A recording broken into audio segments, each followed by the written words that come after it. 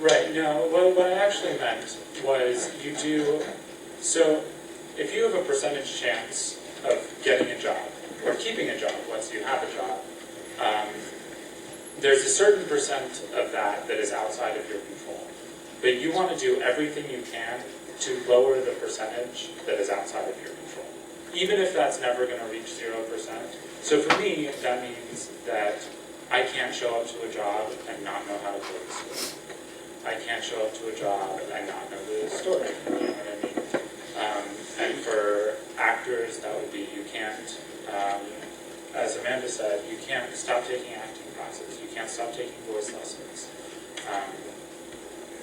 And so that's, did that answer your question? Yeah. Hi, this question was directed to me from like a business, but it doesn't mean I'll answer it. Okay. I'm currently a freshman right now in BPA for art and design, and I'm currently undecided. And I know that art is my passion, and I know ultimately I want to do something in the arts, but right now I'm having trouble choosing a major and reading that will allow me to have more of a direction in where I want to go. So do you have any advice? Yes, I do. Go with what you love. You can never go wrong with doing what you love. Again, if it's meant to be, in the fine arts anyway, the visual arts and the studio arts, if it's meant to be that you make money with what you do, that it'll happen. If you are creating for the passion of creating, that will make you happy in some way. The trick is, and there is a trick to this, is to be able to get enough education to be able to do something that will complement your passion. So I teach a little. I write a little, I do a little PR work for people, I'm pretty good at writing script and ads, and I taught myself how to do all kinds of wonderful things on the computer. So I support my passion through side jobs. And no, it's not the perfect thing, but if I was selling paintings, like I was working in Kmart and I had a blue light special, I would get really bored with my work and I wouldn't want to do it anymore. And the reason I do it is because no one's telling me what to do. It's what I want to do, and it's what I'm creating. As far as a direction goes, what do you love? Think about it. What do you really feel strongly about? What is that thing that one makes you get up in the morning, that you think about all the time? That's the secret. And in the visual arts, especially today, it can be in so many directions. Painting isn't just painting anymore. It's become so much more technology. You can cross the different art forms. You can create, the toning that they just had at the Everson. Wonderful example of technology and old school and new school all coming together and creating something exciting. Go see that. Get stimulated by that. But always keep in mind that you're not necessarily going to make a living from that. You can, like I said, teach. You can create your own way of making money. I also curate shows for people. I help other artists. If there's an artist that needs business assistance and how to handle what they're doing, I can teach them how to do that. I do it. I've been around for a long time. So, I mean, the longer you live, the more you learn what to do in order to survive. The other thing is education. I think it's so important. When I was painting those dead people, and I called those dead people, they were really very nice people, but they were dead. I didn't even have a high school diploma. I quit school when I was in 8th grade. I quit school at 16 because my parents were so poor, and we were so poor, I knew I had to work. So I was really just out there trying to make a buck any way I could to help put food on the table. When I got to be in my 20s, I decided I needed an education. I knew I was smart. So I went back and I got a GED in a region so that I could go to college. And I remember I had an interview with Sylvia Wyckoff, who was the Dean of Visual Performing Arts at that time. And I sat in front of her and I brought out all my drawings. And by then I had 2 babies. 19 years old, I had 2 babies. And she says, oh, these are wonderful drawings. Who are they? I said, these are my children. She says, now what do you want to do? And I said, I want to go to school. I said, I want to get an education. And she said, oh, my dear, you don't. I said, I can do it. She said, well, if you can go and pass something called the SAT test, go and do whatever you have to do to pass those tests. I will see that you can get into Syracuse University. Well, I did it. I went and I took a cooperative college course, remedial studies, and I did everything I could to pass this test and I passed it. Went back up to see her. And she sent me over to see someone named Jerome Rickett. And he took me under his wing, and the rest is history. I now have graduate work under my belt. I'm still going to school. I love school. I love learning. I love education more than anybody could ever understand. Because I came to it the hard way. Don't ever take it for granted, because it's special. Did I help you in any way? And I used to work at Kmart, so I can relate to that. One statement about the Blue light special. And how you can be just... And if you want to give me a call sometime, I'm right at the Delavan Center. I've been there 25 years, same studio, Studio 245. Come see me. I assume you have a various amount of interests and you just can't choose which one you want to make the rest of your life. And that's scary, right? Because what if I choose the wrong one? I would say that you want to just choose one. And recognize that choosing one doesn't sentence you to doing this one thing for the rest of your life. But restriction breeds creativity, right? If all you're taking are gen eds, then you're not going to get anywhere. But the if you were choosing between photography and painting, for example, if you chose photography, and ultimately decided you weren't going to do photography, all that time you spent on photography is not wasted time. It's time that will ultimately inform your painting time. So I would say narrow it down to whatever your top X are, and then I was going to ask you, what darts. are they? And what are you doing right now? Well, currently I am taking my foundation classes, but I'm really into photography, and then I'm also really into mechanics and design. So I'm trying to choose between both of them. And then I was also considering industrial design too, so I have 3 ways that I Well, you sound like me. I went to Newhouse Communication Center years ago. I took all the photography courses, and this is back when they had the labs and you had these big enlargers, and you did everything by hand. You developed. I mean, you were in the dark room and you were putting this film in this container, this canister, and history, ancient history. But today, it's so much more exciting because there's so much more. It's endless. The technology, all that you can learn. His advice is good. I mean, do learn something well.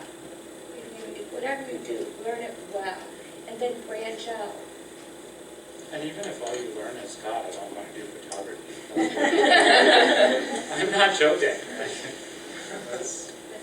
I can just jump in, sure.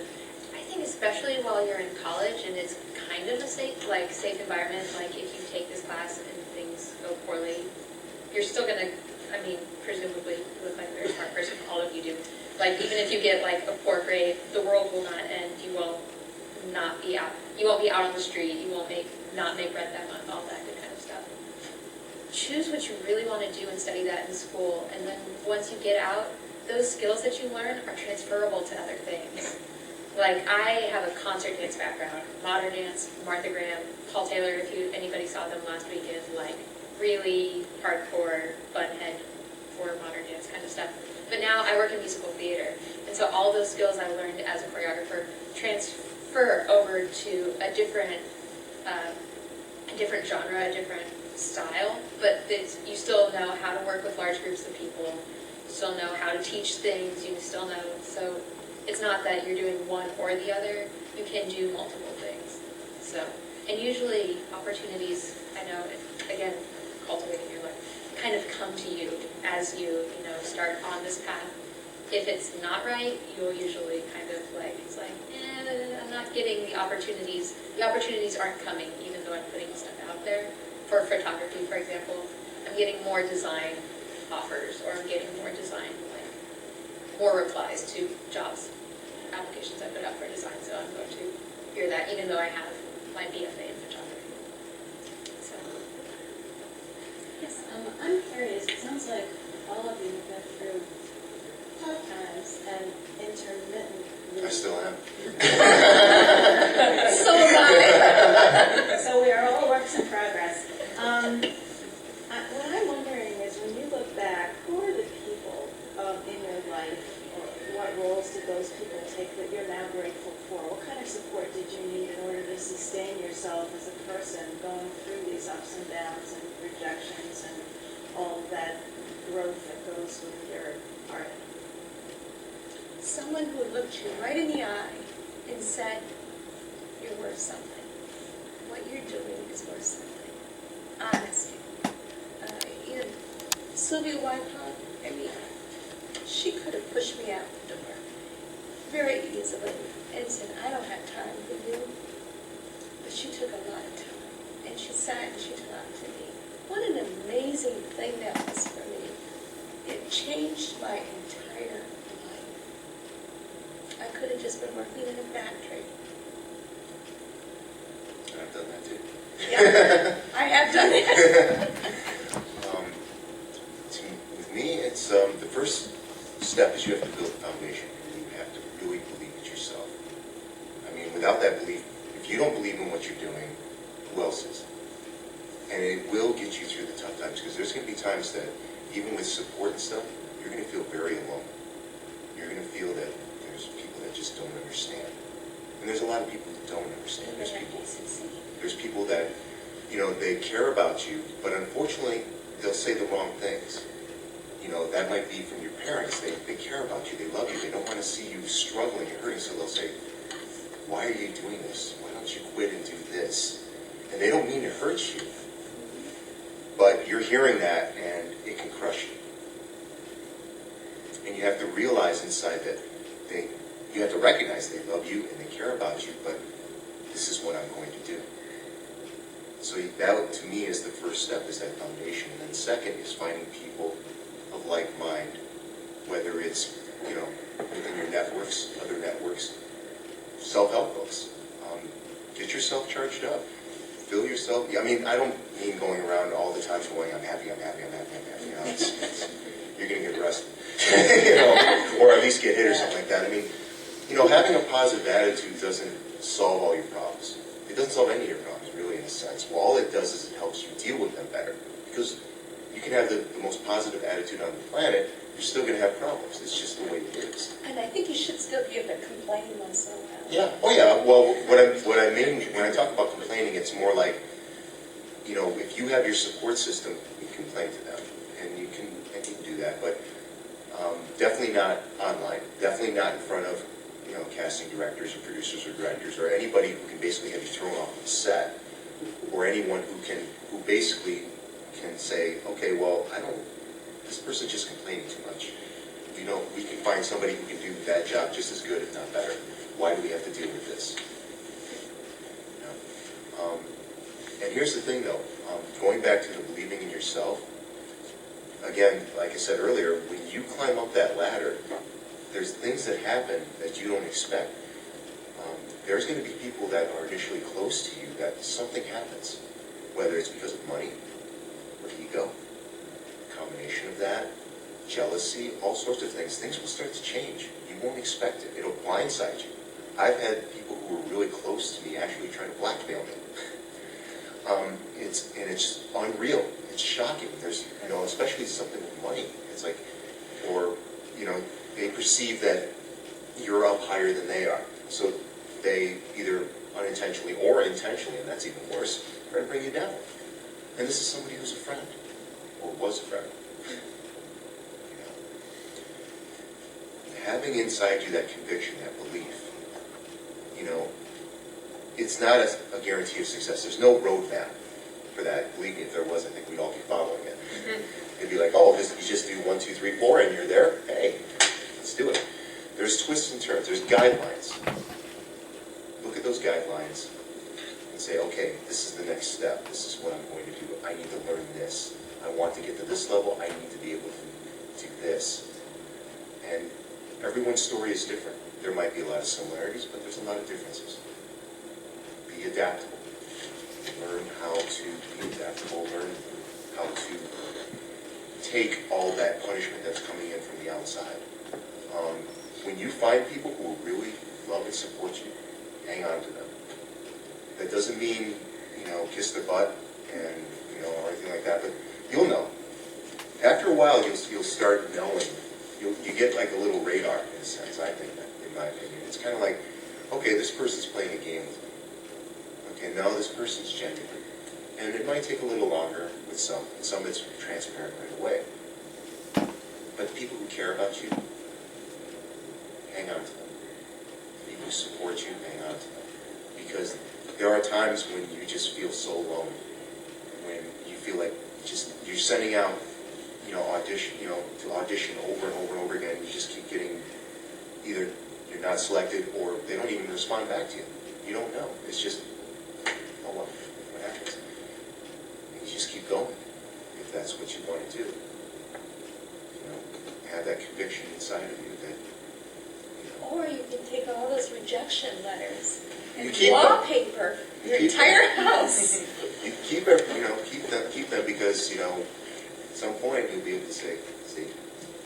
But even then, when that happens, stay grounded. Don't be one of those people. It's like, let's say you become successful, and all of a sudden you got to put it in people's faces and stuff like that. You're better than that.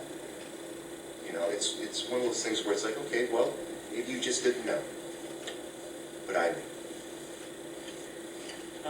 If I look at all of the people in my life who are most important to me as an artist, and obviously I have my parents, which are extremely important for different reasons, but my best teachers, my best friends, and some of my best employers, they're all people who have shared a similar baseline with me artistically. So we come to things with the same understanding and same things that we like, and then we're able to go from there, and they're not afraid to disagree with me, and I'm not afraid to disagree with them. It's like the John and Paul symptom, not that we are as good as the Beatles, but they became two of the greatest songwriters because they were around each other, right? And having people that you can bounce ideas off of, and for me, I have people that I just don't know what I think if I haven't bounced it off them, and they've told me why I'm an idiot. Yes, I was lucky enough. My family is incredibly supportive, and they never said, even, you know, as an artist, you'll have dry spells. If you're lucky, not too many of them, but there will be times where you've got to figure something else out. And they never said, well, maybe it's time for you to throw the towel in. It's more like, what else are you doing? What else? You know, how many auditions have you won? Like, they've been incredibly supportive. And I'm guessing that if all of you are here and you're in school for what you want to do, then you probably do have a supportive family. Not everybody's lucky enough, and what Wayne is saying is right. It has to come from you and your own passion, and you have got to keep yourself going, absolutely. And then along with what Zack is saying, I would say it's some of my acting teachers and directors that I've met that have been incredibly inspiring for whatever reason, and certain things that they have said to me, and things that I've learned from them are some of the people that keep me going. Several years ago, I worked in restaurants in New York, which you may end up doing if you're an actor, and I got fired from my job because I started having too many acting things. And I was like, oh my God, what am I gonna do, what am I gonna do? And one of my acting teachers just said, you should be working. And when she meant working in the acting world. And I had gotten myself so sucked into this, and that's the other thing. Yes, you're going to have side jobs. So if you're lucky, it will be a job that you like, whether it's a teaching artist or teaching, in a school and it's something that you actually like. Sometimes you're going to be working a job that you don't like, but you can't let it suck you in. You've still got to keep creative. And I think I had let it suck me in, and that I was too worried about, getting to work and making rent and all of that, and that's important. But you still got to keep your eye on the prize. And when I started to approach it that way of like, oh no, I need to be getting acting jobs more often to support myself. The minute I changed my mindset, things started to happen, And to go along with your question, yes, you should be pursuing and focusing on the things that you love, but you just never know. When you're young, you have a very specific idea of what you think your career should look like. And let me tell you, and I'm still young, not as young as I was, but it's never going to be what you think it is, and it's going to be so much better. I thought when I went into school, I was like, I don't want to do musical theater, I want to be a serious actor, that's what I want. And I did do just straight theater for a while, and then I got into musical theater sort of by accident. And that is where, right, that's where I've been, but I continue to get hired, and so when someone's going to, throw you that volleyball, you've just got to keep that ball in the air and just take what is coming. Unless it's something that you absolutely hate or you would not respect yourself for, then you should absolutely just take those opportunities, because you just never know where you're going to end up. You never know. When I started acting, a lot of that time was for the movie Night of Something Strange. One of the producers from that was, coincidentally, the same person who was doing music videos for my band. And I just happened to be at the right place at the right time and seeing that. Nice job cultivating your luck like that. Yeah. Well, sometimes, in my opinion, sometimes the harder you work, the luckier. The harder you work, the luckier you are. But having said that, there's that old saying like, don't work harder, work smarter. In my opinion, that's changed now. You have to work harder and smarter, because if you're not, someone else is. And you never know where these networks, where they'll lead you. And especially if you do a great job. If you do a great job, they'll want to use you again. A lot of times with acting, for example, you don't see too many, at least in the general public, too many calls, like on major motion pictures. You don't see a lot of, we need a lead actor for this. By the time you see that stuff, it's like, oh, it's for a day player, or it's for extras, or something along those lines, because they're already gone through their networks. They already went to the casting directors and agents that they know, and they've gone through it that way. And then once they can't find anybody, it's not always like this, there's always exceptions to the rule. But what I've seen so far with what I've been working with, these people work with their networks. I've had people, I've gotten into some networks myself, and I'll get a text or a call that says, hey, would you like to play this role?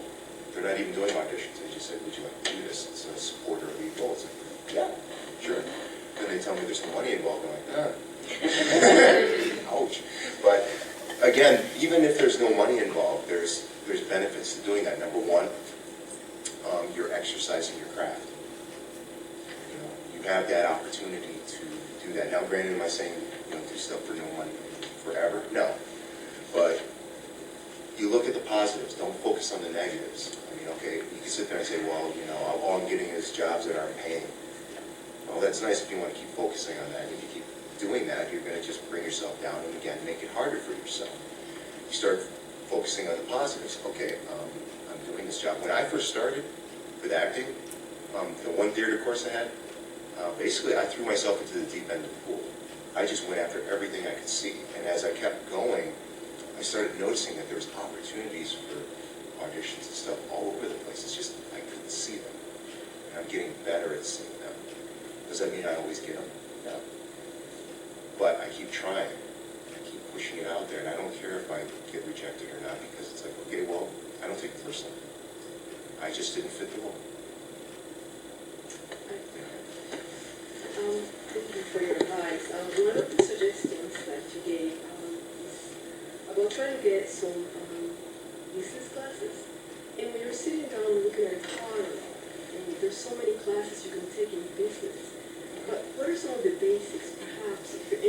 market, at least you should know this, because you can't take every business class when you're, for example, Right. a visual artist. Right. There's some things, are you talking about classes like public speaking, or are you talking about Excel or Photoshop? What's the Well, basics? all that stuff, there's a lot of things that can help you, a lot of things that you might not even think about, you know, like, but when it comes to business, one of the things that you should definitely learn is how to read a contract. Because you get a contract, and if you don't look over it, and you just sign stuff, you might get lucky and nothing happens, but you sign it, and all of a sudden, down the road, you don't like something, but hey, you signed it. It's bad. Or if you yourself don't trust yourself, find a lawyer or your agent or Entertainment whoever. I mean, Entertainment lawyer. yeah, absolutely. Not a real estate lawyer. Right. They think all lawyers are all the same. Or, No, yeah, no, no. or depending on what your business is. I've lost a good amount of money because I didn't think about Yeah. the contract I was signing. Another business side of things, which is really helpful, it's not really business, but it's like promotion and kind of PR sides of things, is, and I don't know if there's classes in this now, it wasn't as much of a thing when I was in school, but it's so easy to do self-promotion on social media, because it's free. Yeah. Or it's pretty affordable, like, you know the saying, dress for the job you want, not the job to have? It's really true for the arts with your social image. Like if you have a website, if you have a Facebook page, if you have a Twitter account, because it's so easy to send people a link and say, you know, look, check out my website, I've got highlights from my recent work there. That can be painting and photography, that can be acting reel and voiceover, that can be choreography reel for dance. And so nowadays it is so affordable, there's not really a reason not to have I it. want to throw something in on that. One of the things you don't want to do, and unfortunately young artists in the visual arts, studio arts tend to do this, is to say you're more than you are. You need to be honest. You need to build up your resume. You need to enter the competitions. You need to get into juried shows. You need to be reviewed. You need to be talked about. You can't just say, I am because I am, and expect things to happen because you said it. It's not going to happen.